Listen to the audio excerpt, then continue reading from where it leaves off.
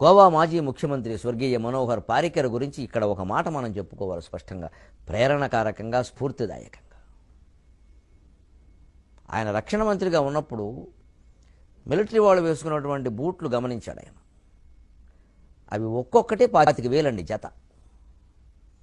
మరి మిలిటరీ వాళ్ళకి తెప్పించాలంటే కొన్ని వేలు లక్షల సంఖ్యలో తెప్పించాలి కదా. ఇజ్రాయెల్ నుంచి దిగుమతి చేసుకుంటారు. ఒక్కొక్కటి 25,000.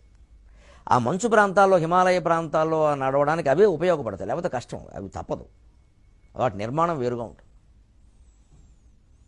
కోట్ల రూపాయలు ఖర్చు అయిపోతుంది.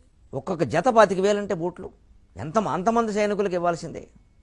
ఒక దేశభక్తి కలిగిన వ్యక్తిగా దేశానికి పొదుపు చేద్దామన్న ఉద్దేశంతో ఏం జరుగుతుంది, ఎందుకింత ఖరీదైనవి బూట్లు? సరే మనకు కావాలి.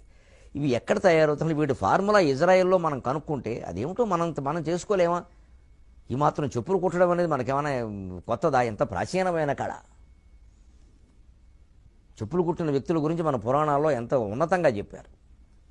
అంటే ఏమిటిది అని విచారణ చేస్తే బయటపడిన దారుణం ఏమిటంటే అవి రాజస్థాన్లో తయారవుతున్నాయి, ఇజ్రాయెల్లో కాదు. అవి రాజస్థాన్లో తయారవుతుంటే మనకి 25,000 కమ్మడం ఏంటి? అవసరం ఏమిటంటే రాజస్థాన్ నుంచి ఇజ్రాయెల్ ఎడుతున్నాయి కర్మకాలి, మన అజ్ఞానం కారణంగా, మన విదేశీ వ్యామోహాల కారణంగా, మన దేశం మీద మనకి నమ్మకం లేకపోవడం కారణంగా, దేశభక్తి లేకపోవడం కారణంగా ఇజ్రాయెల్ ఎడుతున్నాయి. ఇజ్రాయెల్ నుంచి మనకు వస్తున్న 25,000 మరి 2 లక్షలు కూడా అవుతాయి, వాడిష్టం.